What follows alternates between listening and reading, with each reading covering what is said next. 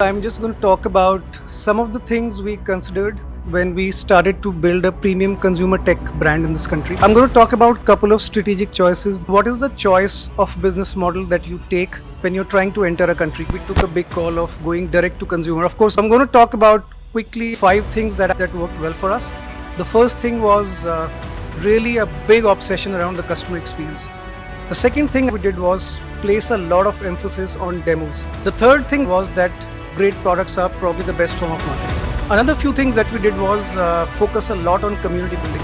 And I think the last thing is building selective distribution. And the final point is on what I call as sow and reap. And here we find key consumer hotspots.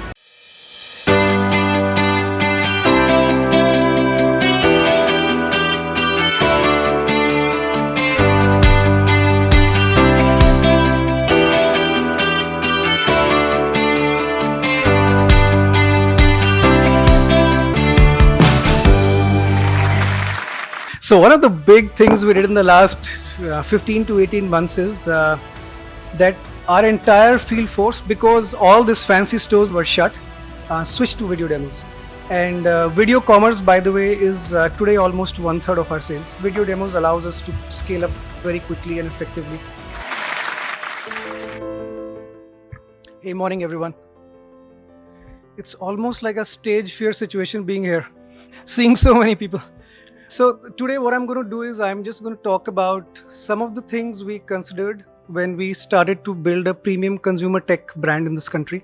So I'm going to talk about Dyson and my journey there for the last 2 years, and some of the choices that we made, good and bad, some of the learnings that we had, and very happy to listen from you guys, take some feedback, and also what you think about Dyson in general.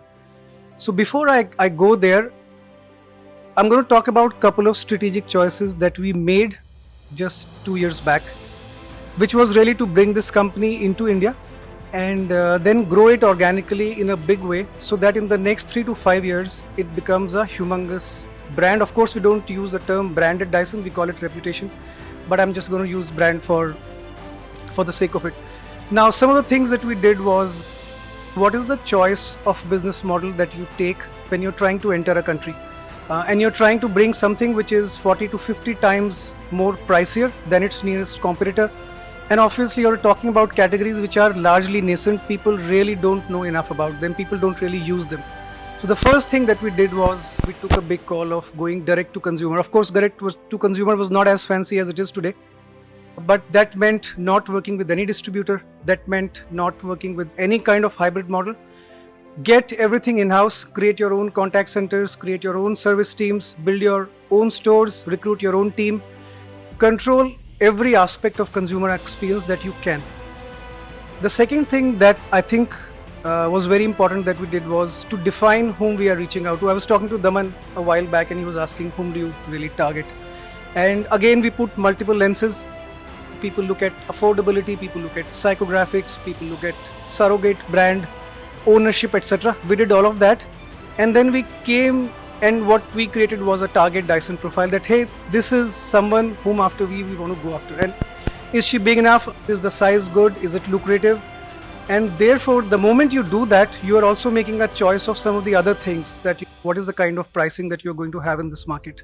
The moment you select your target audience, you also make a call on your margins, that what is the kind of margins you will have, what is the kind of service and fulfillment models you need to really go after this TG. So we did all of that. And the third call I think that we took was that how are we going to talk to her? Will we localize? Will we become emotive? Will we have all kind of emotions behind what we do?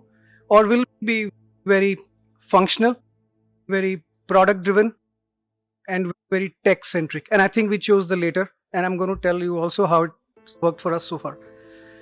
And what we did in all of that was that, can we create desirability? Can we actually ask people to pay a considerable premium for something which they have not really heard about or are not really exposed to that extent?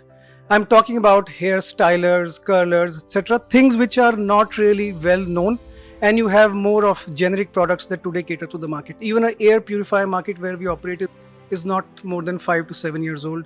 A vacuum cleaner with a country full of domestic help is a really tough ask, and companies like Eureka Forbes have tried to do this. So what do we do differently? I think these were all And what we tried to do was be very organic and be very controlled and measured in what we do. So I'm going to talk about quickly about the 5 things that I think we did that worked well for us. The first thing was really a big obsession around the customer experience. So we trained everybody we hired obsessively, end to end. We did not only look at pre-sales, but we paid a lot of emphasis to service, post-sales. We set up our own service centers. We bought all our contact centers in-house. No market in Dyson globally was doing it, but we knew in India it's such a broken last mile structure that unless you control the experience, you will never be able to build a company that is there for the long run. The second thing I think we did was place a lot of emphasis on demos. So demonstration was something that again we obsessed about. We knew unless people really see what is this, how does it work, how does it help me, they are not going to buy it. So what we track in company, for example, is not sales and revenue. What we track in Dyson is demos. Number of demos done per day, per channel, per person, per whatever is all, and demo to sales, lead to demo. I mean, these are some of the metrics we obsess about, and I think are the saying that we have in the companies where we demo, we win. We have almost 80% plus conversion rates on our demo, which means if 10 people take demos, 8 people end up actually buying the machine. So therefore, again, it brings me back to the focus on customer experience. It brings me back to the focus on training. It brings me back to the focus of in-housing a lot of things, which intuitively does not make sense. But it makes sense for us because we are able to command excellent premiums, which allows us to pay back for what we do. And it allows us to build and grow our experience and company for years to come. The third thing that I think I learned here was that great products are probably the best form of marketing. So instead of engaging into campaigns and doing all of that stuff which we regularly do, I think here we focused what's inside the hood. So obsessively we brought about what's inside the technology. We tried to take great care to explain people how does the machine work, what does it do. Hey, it does not use a heating pad, it uses air to, for example, straighten your hair. It uses these chips, it uses these micro sensors. And we knew that people are not probably understanding or following all of that we are telling them, but it's building a value stack in their minds. And if we keep on repeating these messages and they keep on seeing this, over a period of time, they will get what's inside the machine and why am I paying so much premium for something which I can get at 1/40 or 1/30 of the price. And you would see that I'm using the term machine instead of product, and that's simply because more than 50% of the company is built of engineers.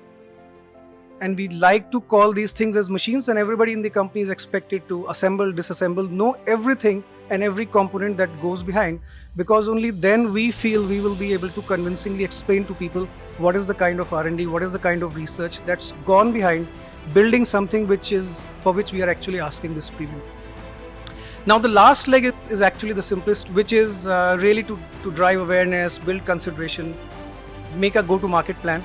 Again, here, like I said, we focused and tried to create our own stores as much as possible so that we can control end-to-end experiences. A lot of people benchmark themselves with the Dyson demo stores that we have created here, simply because the people, their training, the kind of experience that we try to give there, I believe is second to none.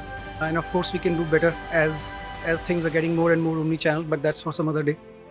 But the idea was that instead of placing it in a third party and going the typical consumer durable way, how can we command premium and really build something which is there for its reputation? Another few things that we did was focus a lot on community building. So almost more than 80% of our consumers are people who have a young one at home, and therefore we engaged very heavily with mothers. Communities where you have a lot more parents, and you organically try to work with people who are going to talk about your machine, talk about their experience, good and bad both. So the way we work with all of these communities is we read everything, but we never junk a post. If it's not a good review about a machine, we still put it out and we take the flak.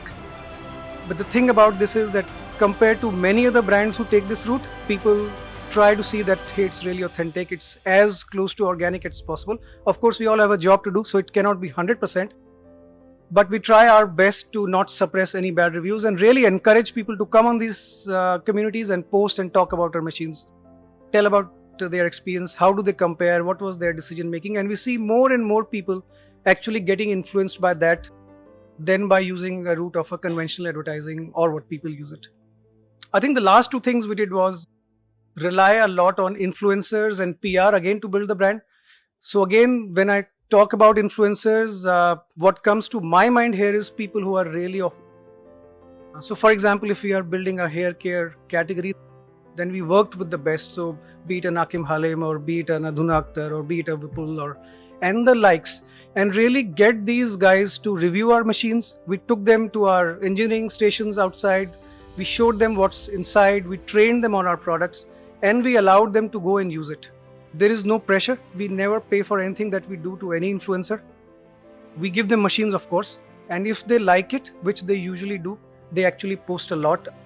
I can say that we have probably built one of the largest community of people of influence in this country. We get more than 20 detailed posts every day on Instagram. And of course, while we measure matrices, engagement and reach and all of that, I think the basic idea about this is how close it is to an organic review.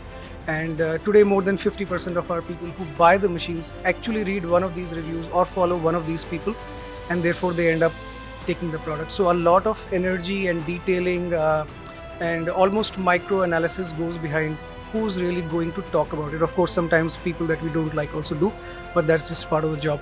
So again, no really big marketing spends, no advertising dollars, mostly organic, and using this route to build this channel effectively. And I think the last thing we did, which worked very well for us, was use PR a bit differently. And again, instead of getting our product launches covered or things like that, which are done in a more standardized fashion, what we did was we made all of these our brand advocates. So we hunted for all the key journalists, all the tech reviewers, bloggers that we like, gave them our products, engaged with them, interacted with them, and then let them free. We asked them to take their own dust challenge if they're using a Dyson vacuum and feel free to actually review it. We tied up with FICCI and other organizations to research the dust that they find in their own homes, so that they organically and realistically know that how does the machine work, is it really effective or not. And when they find that, they actually do a hell lot of coverage for us. We also invest a lot of time in training and working with these guys. To us, our PR community is one of our strongest pillars, only second to influencers in terms of building the credibility of some of the products that we have brought here and many more that we are now planning to get inside the country. And I think the last thing is building selective distribution. Again, we all know the classic 4 Ps of marketing and how place plays an important. I'm going to dilute that a bit as we go forward, and because now we are looking for more aggressive expansion. But for the first 3 years, we've been extremely careful in terms of where the machine is seen, how is it placed. Be it Amazon, for example, where we again only work through a marketplace model. We are very careful about our brand stores. We are almost obsessive about having an uninterrupted consumer experience, and we have that fights every day. But it's not, we use a typical inventory model and place the machine up and pumped a hell lot of stock. We believe only in sellouts in this company. So therefore, there's a lot of focus in terms of measuring actual offtakes. There is absolutely no kind of primary which consumer durable is really known for, because these are our own channels where we actually build this stock. So again, be very careful, I think, in terms of where we place these machines. And the final point is on what I call as sow and reap. And here we find key consumer hotspots. So for example, if I tell you that 85% of our consumers are young moms and or pregnant women or allergic people, where will they actually go if they are looking for a Dyson purifier? So we work with all the key doctors, KOLs. We seed our machine in all the key hospitals where they can actually see. So if you go to a Cloud9, if you go to a Fortis, for example, you will see our machine. If you go to a Select City Mall or an Ambience Mall, you'll see our purifiers there. If you go to the Mumbai Airport recently, you will see this stuff there. If you go to most of the top international schools, you will see these machines there. And again, the idea is that when people see the machine in demo or in motion or in action, they are going to get influenced and organically they are going to come looking for it. So again, a lot of emphasis is placed on, this is almost like a sales channel for us, because we are able to track back the kind of sales that we do here. This is whatever estimates we do. And I think that's largely what we do. So no really big campaigns, no big marketing spends. Of course, we are going to do that as we expand. But I think the initial idea for us for the first couple of years was to build a community of loyal users, advocates, to establish our reputation in the market, to create the affluence and desirability. It's a great feeling when people tell me that, hey, I went to Dubai because my wife really wanted that hair dryer. What are you guys doing? Why is it 40,000 rupees when I can get something else at 1500 or 1200? And it's just good to know that sometimes that woman is quite capable of educating the husband in terms of how it uses air to straighten her hair and not conventional heat, and how there's a microprocessor. So that's just our approach of doing something which I thought might be useful for some of you. Happy to take if there are any questions, any feedback, anything we can do better.